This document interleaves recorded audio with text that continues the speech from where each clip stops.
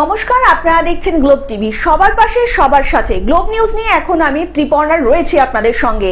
এক নজরে দেখে নেব আজকের বিশেষ খবর। পথ চলতে অসুবিধার মুখে পড়তে হচ্ছে সাধারণ গ্রামবাসীদের। করলা চাষ পথ দেখাচ্ছে কৃষকদের। পুকুরে ডুবে মৃত্যু হলো কিশোরীর। মালদায় ভারতীয় দলের প্রাক্তন অধিনায়ক সৌরভ গাঙ্গুলি। বিনা প্রতিদ্বন্দ্বিতায় জয়লাভ করল তৃণমূল কংগ্রেস।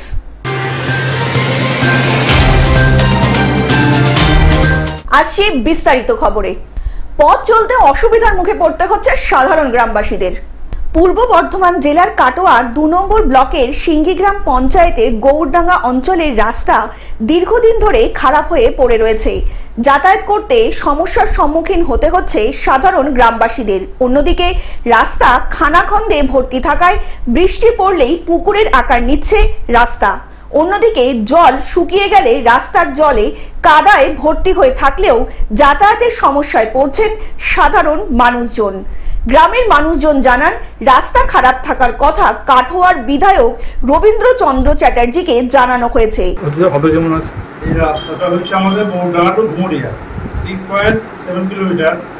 তো রাস্তাটা আমাদের খারাপ আছে, কিন্তু আমাদের বিধায়ক সাহেবের নজরে আসার পর উনি আমাদের রাজ্যের মাননীয় মন্ত্রী প্রদীপ মজুমদারকে বলার পর তারপরে উনি আপনার চেষ্টা করে গেছেন রাস্তাটা করার জন্য। খুব তাড়াতাড়ি রাস্তাটার কাজ শুরু হবে। এখন হয়তো এই চাষের সময়, চাষের মরশুম, সবই তো জলে ডুবে গিয়েছে ধান এখানকার মানুষের।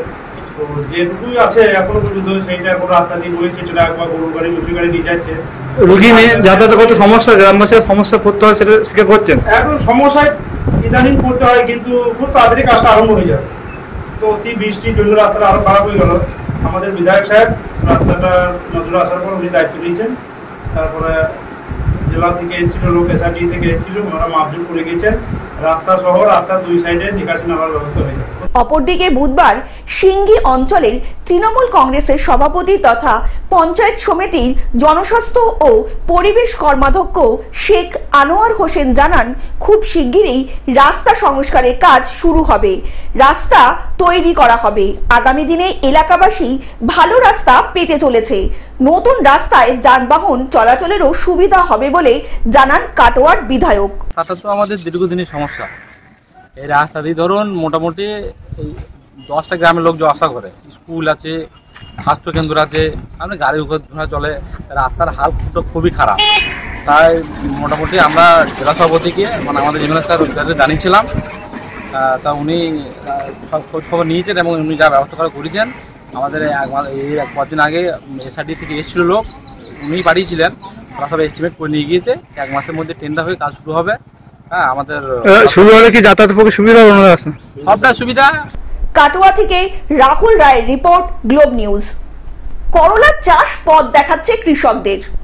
ঝাড়গ্রাম জেলার বেলপাহাড়ির লাল কাকর পাথরে যুক্ত মাটি ধান চাষে তেমন উপযুক্ত নয় বললেই চলে। আপনি কত কুইন্টাল আজকে দিলেন? আজ 65 কিলো দিয়েছি, 2 বস্তা।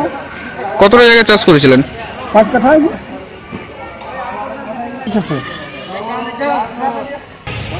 ভালো তো লাগছে।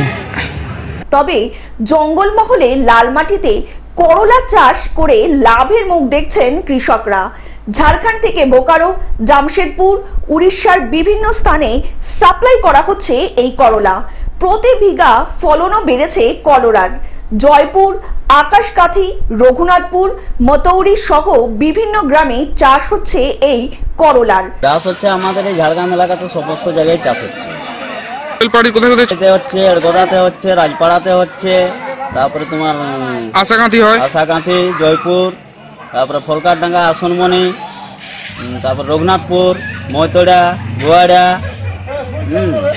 করলা যাচ্ছে, বিহার যাচ্ছে, তোমার উড়িষ্যা যাচ্ছে, বোকারো যাচ্ছে। প্রতিদিন প্রায় 7 থেকে 10 টন করলা উৎপাদিত হচ্ছে। সর্বনিম্ন 15 থেকে 20 কুইন্টাল ফলন হতে পারে বলে জানানো হয়েছে।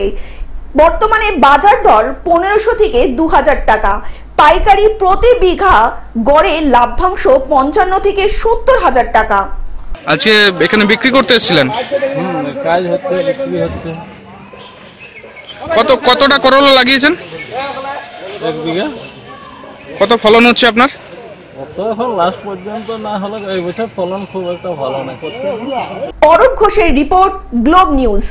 পুকুরে ডুবে মৃত্যু হলো কিশোরের। হুগলি উত্তরপাড়া মাখলা হাই স্কুল মাঠ সংলগ্ন এলাকার ঘটনা। প্রতিদিনের মতো বুধবার দুপুর নাগাদ পুকুরে ড্রাম বেঁধে সাঁতার শিখতে যান কিশোরী। আমাকে চেয়ারম্যান ফোন করলেন, চেয়ারম্যানের কাছে আমাদেরকে ফোন করেছিলেন। আমি চেয়ারম্যান আমাকে জানান যে তোর ওয়ার্ডে এরকম হয়েছে, আমি যাই। সেখানে গিয়ে দেখো তো লোকাল কিছু মানুষজন ডেড বডি উদ্ধার করে আমরা হসপিটালে নিয়ে আসি। এখানে ডাক্তারবাবুরা মৃত ঘোষণা করেন। আমরা সর্বদা পরিবারের পাশে আছি। এরকম দুঃখজনক ঘটনা, যেটা তো কখনো কোনো পরিবার না, সমাজের কাছেও কাঙ্ক্ষিত নয়। মাত্র 12 বছর বয়স। আমাদের যা যা মানে প্রসিডিওর করার করে দেওয়া হয়েছে, তার বাদ বাকি এখন পোস্টমর্টম হবে। পোস্টমর্টম হওয়ার পর যাবতীয় কিশোরীর বাড়ি ফিরছে না দেখে বাড়ির লোকজন খুঁজতে শুরু করে। খুঁজতে গিয়ে তারা পুকুরের পাড়ে গিয়ে ওই কিশোরীর জুতো জোড়া দেখতে পান পরিবারের লোকজন।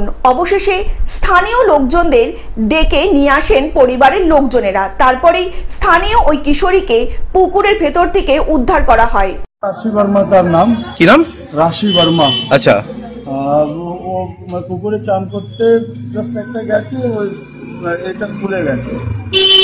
আচ্ছা। ড্রাম থেকে যে ওটা বাঁধাচ্ছিল কোনো গামছাটা, গামছা খুলে গেছে।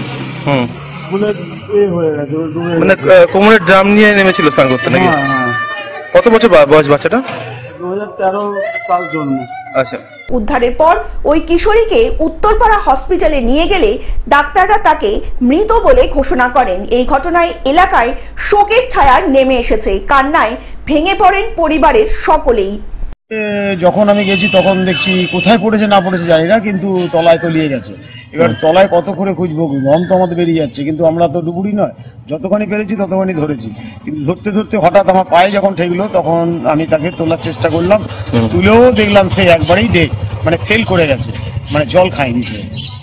হুগলি থেকে কৌশিক ঘোষের রিপোর্ট, গ্লোব নিউজ।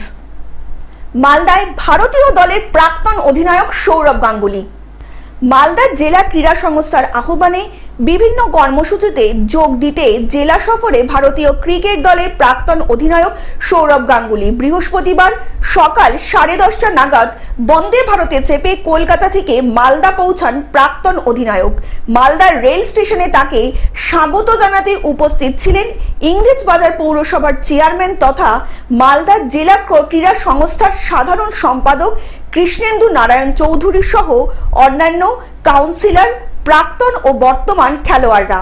এদিন সারাদিন ধরে রয়েছে বিভিন্ন কর্মসূচি। বাংলার বিখ্যাত ক্রিকেটার, সারা বিশ্বের লেজেন্ডারি পার্সন সৌরভ গাঙ্গুলি, তিনি বাংলায় আসছেন বন্দে ভারতে। এখান থেকে তিনি সোজা কানি মোড় হয়ে ফুলবাড়ি হয়ে নেতাজি মোড় হয়ে বিএম গ্রাউন্ডে চলে যাবেন। 12টার সময় উনি আসবেন ডিএসএর মাঠে। জগমন ডালমিয়ার নামে একটা ইনডোর কোচিং ক্যাম্প হবে, সেটা উদ্ঘাটন হবে। ওখানে দুটার কথা বলে দিয়ে উনি বেরিয়ে যাবেন মালদা কলেজে, মালদা ক্লাবে। সেখানে একটা ক্রিকেট কোচিং ক্যাম্প ওপেনিং করবেন। সেখানে 2-4 কথা বলে তিনি ব্যাক করবেন বিএম গ্রাউন্ডে। তারপরে 3টার সময় উনি রওনা হবেন, সোজা চলে আসবেন এসপি রোড হয়ে, এসে একদম পশ্চিমবঙ্গ মোড়, পশ্চিমবঙ্গ মোড় থেকে রাধাকৃষ্ণ সরণি, রাজমহল রোড, রাজমহল রোডে মালদা কলেজ। মালদা কলেজে অনুষ্ঠান করবেন। যারা আমাদের প্রাইজ পেয়েছেন এবার অলিম্পিকে, তাদেরকে উনি ফেলিসিটেট করবেন। কিছু ক্রিকেটারকে ফেলিসিটেট করবেন, করার পর উনি বক্তৃতা দেবেন। তারপরে ওখান থেকে নেমে ঝলঝলিয়ে আসবেন। ঝলঝলিয়ে একটা ক্রিকেট খেলা হচ্ছে, যেখানে গৌতম আছে, শুভদীপরা আছে, তারা দায়িত্ব নিয়ে ওখানে করছে। ওখানে কিছুক্ষণ থেকে তারপর বন্দে ভারতে ব্যাক করে।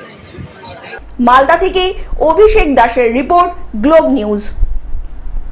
বিনা প্রতিদ্বন্দ্বিতায় জয়লাভ করল তৃণমূল কংগ্রেস। মহিলা সমবায় সমিতির নির্বাচনে বিনা প্রতিদ্বন্দ্বিতায় জয়লাভ করল তৃণমূল কংগ্রেস। বালুরঘাটের চকভিন্ডি স্বাগতম মহিলা সংঘের সমবায় নির্বাচন হয় কাটনা হাই স্কুলে। 14টি আসনের সবকটিতে তৃণমূল কংগ্রেসের প্রার্থীরা বিনা প্রতিদ্বন্দ্বিতায় জয়লাভ করে বলে জানান। আজকে নির্বাচন হয়েছে আমাদের 3 নম্বর চকবু গ্রাম পঞ্চায়েতের কাটনা স্কুলে। সেখানে আমরা জয়লাভ করেছি বিনা প্রতিদ্বন্দ্বিতা। তৃণমূলের বালুরঘাট শহর সভাপতি প্রীতম রাম মণ্ডল। এখানে আছে মহিলাদের দ্বারা পরিচালিত সেই মহিলার সঙ্গে যে নির্বাচন, 14টা সিট ছিল, সেই 14টা সিটের মধ্যে প্রত্যেকটাতে বিনা প্রতিদ্বন্দ্বিতায় আমাদের তৃণমূল কংগ্রেসের যারা প্রার্থী ছিলেন ওনারা বিনা প্রতিদ্বন্দ্বিতায় জয়লাভ করেছে। দক্ষিণ দিনাজপুর থেকে রিপন ভৌমিকের রিপোর্ট, গ্লোব নিউজ। টেলিভিশন ছাড়াও গ্লোব টিভি এখন সমস্ত সমাজ মাধ্যমে উপলব্ধ। বিস্তারিত জানতে ফোন করুন আমাদের টোল ফ্রি নম্বর 1800891974 অথবা লগ ইন করুন আমাদের ওয়েবসাইট www.globetv.in এ। গ্লোব নিউজ এখন এ পর্যন্তই। দেখতে থাকুন গ্লোব টিভি, সবার পাশে সবার সাথে। নমস্কার।